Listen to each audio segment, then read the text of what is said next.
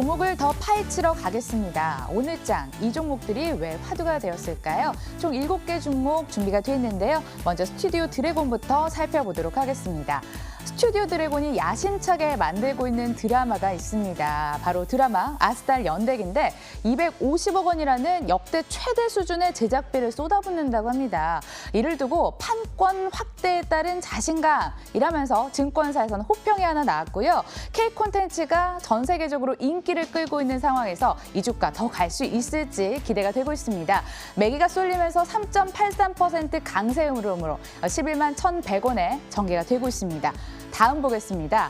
5G 관련주 준비가 돼 있는데요. 5G 상용화가 예상보다 빠르게 될 것이라는 이야기가 나오면서 어쩌면 통신장비주의 수혜도 기대가 된다. 더 빠르게 수혜를 볼 수 있지 않을까 이런 이야기 함께 나오고 있습니다. 그렇게 되면 매출도 우상향할 거고요. 관련해서는 서진 시스템이 목표 주가 상향 움직임과 함께 4.29% 강세 38,900원에 전개가 되고 있고 오이솔루션은 장중에 52주 신고가를 경신했다가 반락을 했습니다. 2.1% 조정세가 연출이 되고 있습니다. 자, 다음 종목도 함께 볼게요. FNF 준비돼 있는데요. 날씨가 선선해지고 있죠. 이러다 또 겨울이 올 것만 같은 그런 기분입니다.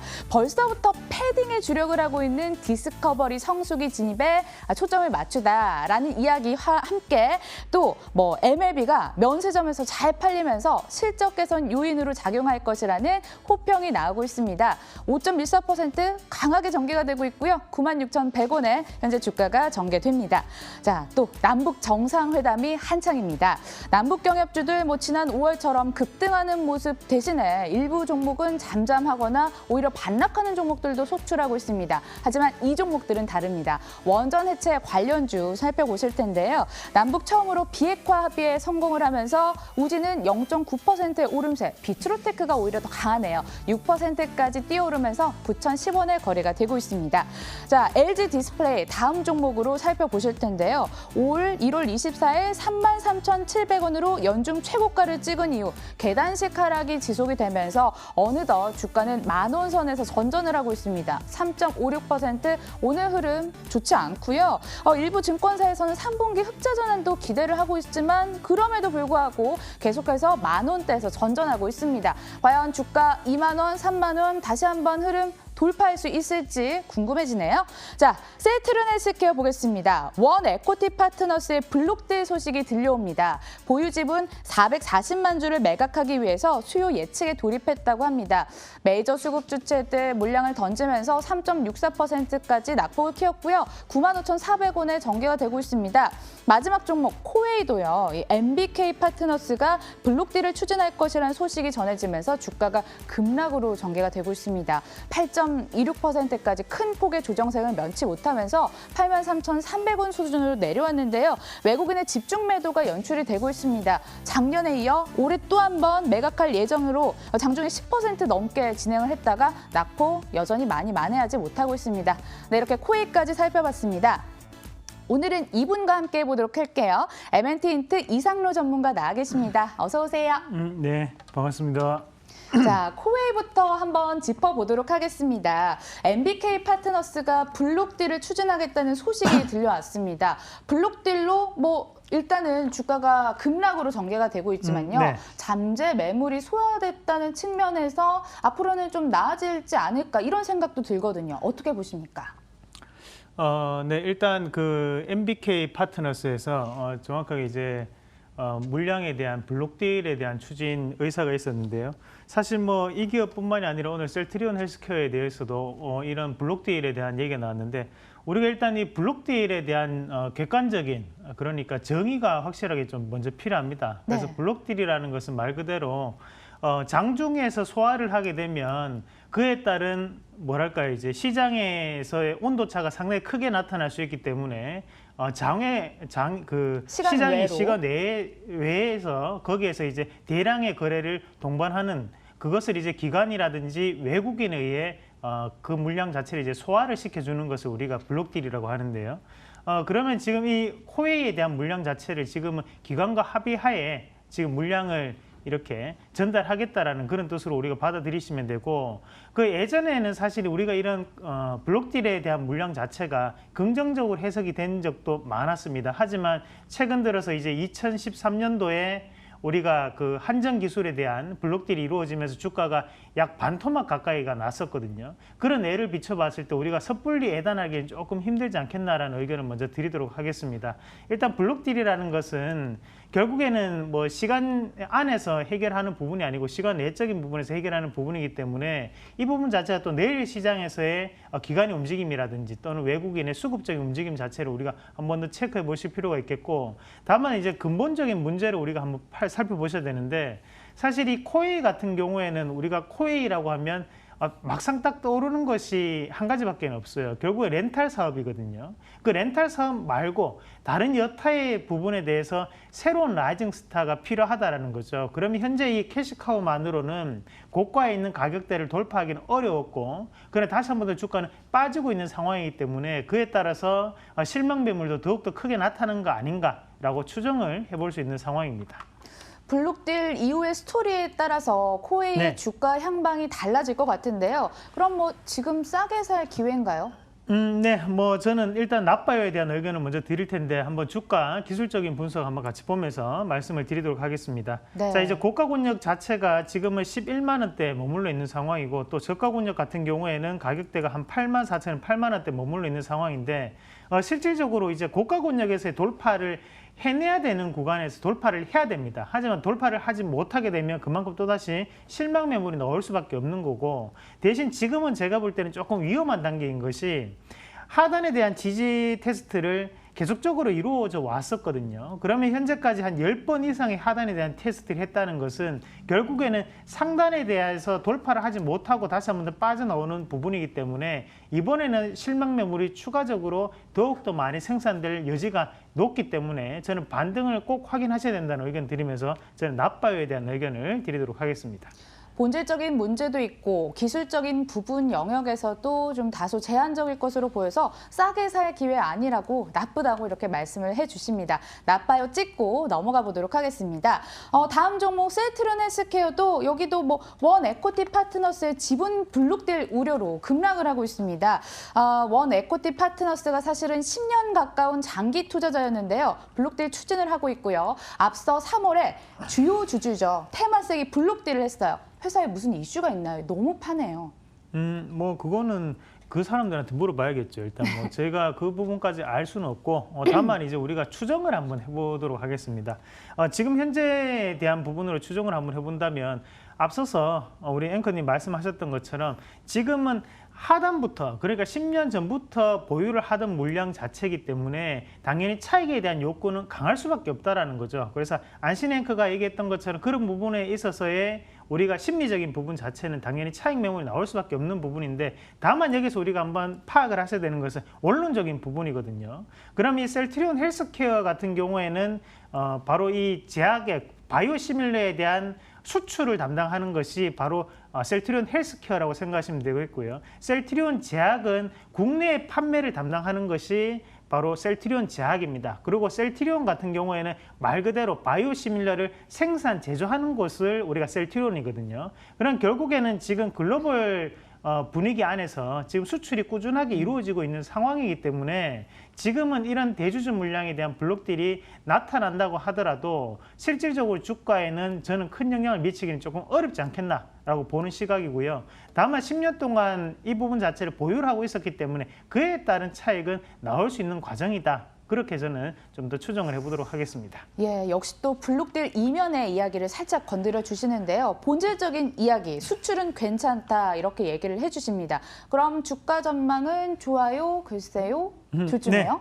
뭐 일단은 저는 글쎄요에 대한 의견을 드리겠고, 네. 다만 우리가 이 셀트리온 헬스케어 같은 경우에는 우리가 이제 코스닥 시장에서 차지하고 있는 어느 정도의 상징성이라는 게 있거든요. 결국에는 지금 코스닥 시가총액 1위이기 때문에 셀트리온 헬스케어 자체의 주가가 크게 변모를 한다면 지수도 크게 흔들릴 수밖에 없겠죠. 그런 부분을 보더라도 저는 이런 뭐랄까 이제 앞서서 봤던 코웨이의 블록딜과는 또 다른 부분으로 접근하는 게 맞지 않겠나 그렇게 의견을 드리겠고, 다만 블록딜이 이루어졌기 때문에 내일 주가에 대한 반등은 확인하실 필요가 있습니다. 그래서 저는 글쎄요에 대한 의견을 드리면서, 만약에 내일 시장에서 반등이 다시 한 번 더 나타난다면 그것은 시장의 긍정적인 부분을 의미할 수 있기 때문에 그때는 좀 더 우리가 적극적인 매수에 동참할 필요가 있다라는 의견까지 드리도록 하겠습니다. 예, 차익 실현 성격의 블록딜이다 이렇게 얘기를 해주셨고요. 내일 혹시 반등 나온다면 매수까지 한번 고려를 해보시길 바라겠습니다. 자, 이어지는 종목은 LG 디스플레이 살펴보도록 하겠습니다. 6월에 바닥을 찍고 뭐 올라오나 싶었는데 최근 다시 하락 추세입니다. 3분기 영업이익이 흑자로 전환할 것이다라는 긍정적인 이야기도 있는데요. 주가에 네. 뭐 별 반영이 안 되네요. 네, 그렇죠.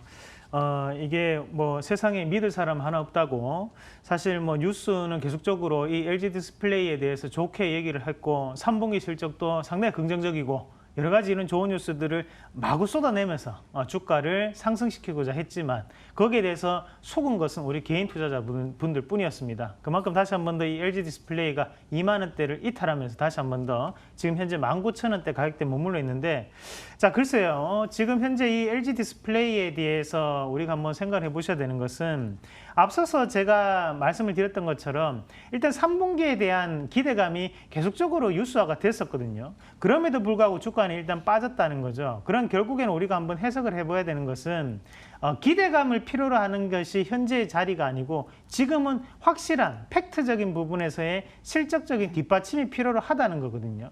그런 부분에서 지금 주가는 힘을 좀 못 받고 있는 과정이 아닌가, 그렇게 보실 필요가 있겠고, 그래서 결국 지금 우리가 이 LG 디스플레이에 대한 주가적인 전망치에 대해서 한번 살펴보실 것은 뭐 기대감, 뭐에 대한 기대감, 이런 뉴스들보다는 확실하게 뭔가에 대해서 매출처가 다시 한번 다변화될 수 있다든지, 아니면 새로운 신규적인 부분에 대한 매출이 나타났다든지, 그런 자율 공시에 대한 부분이 좀 더 중요한 부분이 아닌가라는 의견을 드리도록 하겠습니다. 그래서 주가적인 추이 한번 같이 보면서 앞으로의 전망을 한번 같이 해보시면, 네. 자, 일단 고가 권역부터 시작을 해서 주가가 많이 빠졌거든요.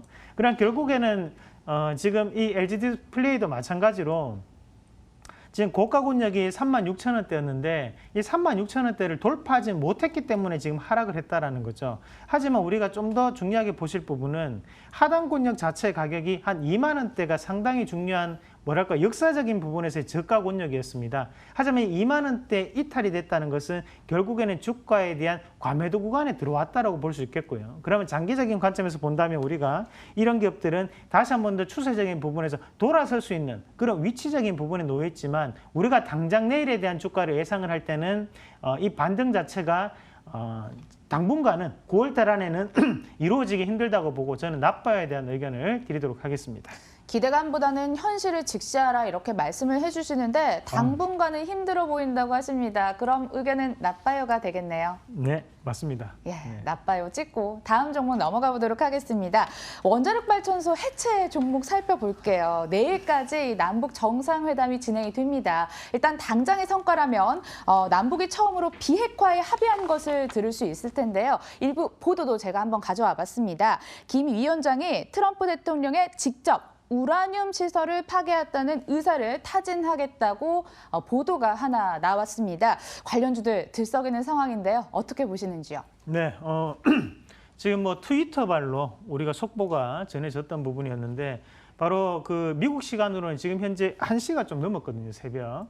근데도 불구하고 이 트럼프 대통령이 얘기를 했던 게 바로 핵 사찰 시설, 우리나라 국내 언론에서는 보도가 안 됐던 부분입니다. 하지만 그 핵 사찰을 실행을 하겠다라는 얘기까지 했다는 거죠. 그럼 결국에는 우리가 이 원자력 발전과 그리고 이런 핵시설은 사실상 공통적인 분모를 가지고 있는데요. 바로 핵을 이용한다는 부분이거든요. 그것을 이제 긍정적으로 활용을 하면 그게 원자력 발전이 되는 거고, 그거를 뭐 인류에 악영향을 끼치기 위해서 한다면 그게 바로 핵폭탄이 되는 거거든요. 그런 차이가 있는데, 결국에는 이런 원전 해체 시설에 대한 부분 자체가 다시 한 번 더 가동될 수 있다는 부분에 지금 주가는 크게 들썩거리고 있다고 보시면 되겠고, 자, 이런 부분을 우리가 한번 해석을 해본다면 결국에는 한 번에 이런 뭐랄까요, 호재로 끝날 부분이 아니라 앞으로도 지속적이고 단계적인 비핵화에 대한 얘기가 나올 확률이 대단히 높아졌다고 봤을 때 지금 이 주가 자체도 추가적인 부분에서의 상승이 나타날 여지가 충분히 있다라고 보는 게 맞겠습니다. 그중에서도 이제 비츠로테크를 잠깐 한번 같이 보시면 이 비츠로테크 같은 경우에 상대적으로 다른 경업주들보다는 주가가 안 올랐었거든요. 원전 해체 관련주들도 마찬가지였다는 거죠. 그럼 그만큼 안 올랐었기 때문에 오늘 시장에서의 반등이 크게 나타날 수 있었고, 그리고 이 비츠로테크라는 종목군 같은 경우에는 결국에는 주요 매출 비중을 차지하는 것이 바로 전력 설비라든지 송전 설비, 뭐 배관 설비 이런 부분이라는 거거든요. 그러나 지금 북한에서 가장 중요한 것이 바로 전력난입니다. 그런 부분에 대한 뭐랄까 이제 일종의 수혜를 받을 수 있는 종목이니만큼 우리가 원전 해체 관련주 그리고 뭐 전력 관련주 이런 종목군들에 대한 반등이 나타나고 있는 부분이 아닌가 그렇게 추정을 해볼 수 있겠습니다. 예, 이슈가 나올 때마다 계속 긍정적으로 이 주가에 반영이 될 수 있을 만한 그런 종목으로 얘기를 해주셨습니다. 비츠로테크 그리고 살펴주셨고요. 우진이라는 종목도 그럼 덧붙여서 한번 살펴볼까요? 우진도 네. 오늘 그래도 좀 강하게 진행이 되다가 현재 주가 흐름도 살펴주시고요. 다각도로 따져주시길 바라겠습니다. 네, 뭐 사실 이제 우진이라는 종목 자체 지금 현재 이제 반등이 나오고 이제 보합권 영역에 머물러 있는 과정인데 사실상 그렇습니다. 뭐 이런 호재성 기사로 인해서 우리가 만약에 이런 부분 자체가 단발적인 부분이었으면 결국엔 주가적인 부분에서의 뭐랄까 이런 양봉 형성되거나 아니면 뭐 큰 재료들이 계속적으로 노출되면서 차익 매물 크게 나올 수 있었겠죠. 하지만 현재 거래량적인 측면으로 한번 같이 해석을 한번 해보시면 주가 추이 한번 같이 보겠습니다. 자, 고가 권역에서의 많은 거래가 있었고 대신 오늘도 적은 거래는 아니거든요. 약 500만 주 정도가 출회가 되었는데 결국엔 이 고가 권역에 있던 매물에 비해서는 아직까지 적은 물량이었다는 거죠. 그리고 하단 권역에서 꾸준히 이 가격 권역에서 매물이 있었다는 것은 결국 이런 매물 자체도 매집에 대한 매물로 해석을 한다면 차라리 바닥 권역을 좀 더 다지고 갈 수 있는 그런 영역 권역으로 변해 있다라고 보는 게 맞을 것 같습니다. 그래서 저는 이런 부분에 있어서 물론 지금까지는 기대감이라는 부분이지만 지금은 이런 정책적인 부분과 함께 엮여서 우리가 한번 판단해 보셔야 되기 때문에 추가적인 상승도 가능하지 않겠나라는 의견을 드리면서 좋아요에 대한 의견을 드리도록 하겠습니다. 이 섹터군 자체를 우리가 좀 더 눈여겨보실 필요가 있다는 의견까지 드리도록 하겠습니다. 네, 일단 우진은 바닥은 다지고 가되 추가 상승 기대감이 있다 이렇게 얘기를 해주십니다. 네 종목 살펴봤는데요. 오늘 의견은 나빠요, 글쎄요가 많았습니다. 그럼 유일하게 좋아요 주신 종목 탑픽 되겠나요? 네, 원전 해체 관련주 뭐 그래도 저걸 봐야 안 되겠습니까? 네. 예, 원자력 발전소 해체 관련주 탑픽으로 찍고 넘어가 보도록 하겠습니다. 장 마감 임박해서요. 이간 앵커와 흐름 짚고 돌아오시죠.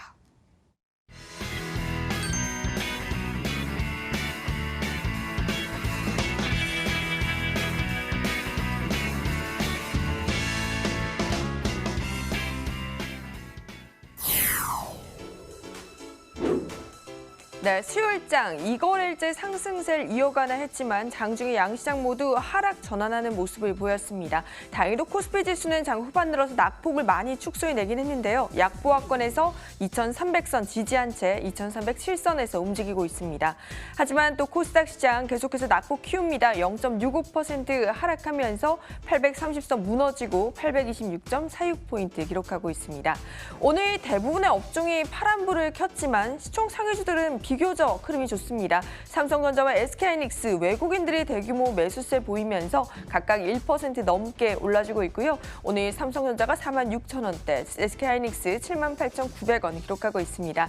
셀트리온도 오늘 2%대 강하게 올라주고 있는데요. 지금 장 후반 들어서 제3공장 가동, 건설 추진설이 돌면서 오늘 매수세가 집중되는 모습입니다. 네, 지금까지 동시효과 상황이었습니다.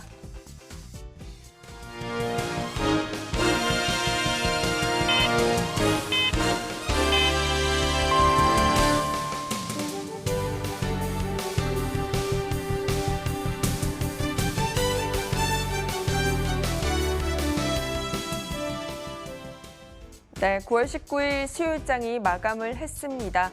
미국 증시의 영향을 받으면서 상승 출발했던 우리 시장 안타깝게도 또 파란불 켜고 마감을 했는데요. 코스피 지수는 그래도 약보합권입니다. 2307선에서 코스닥 지수는 0.53% 조정세로 827.4포인트에서 오늘장 마감했습니다. 장중 시장을 압박했던 건 기관의 매도세였습니다. 거래소에서 기관이 대규모 매도세를 보이더니 장 후반 들어서 소폭이지만 302억 원대 매수로 돌아섰고요. 외국인도 함께 300억 원대 동반 매수세를 보이면서 지수 방어에 나서줬습니다. 오늘 코스닥 시장은 또 코스피 시장과의 정반대 모습이 연출이 됐죠. 기관은 152억 원, 외국인이 1,000억 원이 넘게 매도 물량을 쏟아내면서 아쉽게도 낙폭을 키워나가며 마감을 했습니다. 오늘 시장에서 눈에 띈 것이 또 전기전자 업종이 아닐까 싶습니다. 미국 시장의 영향을 크게 받았는데요. 지금 JP모건이 반도체 공급과 수요가 안정세를 보이면서 균형을 이룰 것이다라는 발표와 함께 간밤 마이크론이 4% 넘게 급등한 영향을 받는 모습이었습니다. 삼성전자와 SK하이닉스 모두 외국인의 매수세가 유입됐고요. 삼성전자 1.43%, SK하이닉스도 1% 넘게 오르며 78,800원 선에서 오늘장 마감했습니다. 또 이 시장의 변동성이 나타나는 가운데에서도 장 초반부터 강세를 이어간 업종이 있습니다. 바로 이 철강 금속 업종인데요. 동국제강은 이어지는 기관의 매수세, 외국인도 함께 매수에 나서주면서 오늘 무려 4.65%나 급등하는 움직임 보여줬고요. 동부제철도 오늘 긍정적인 리포트와 함께 올라졌습니다. 포스코도 오늘 0.67% 강세 연출했네요. 지금까지 마감 상황이었습니다.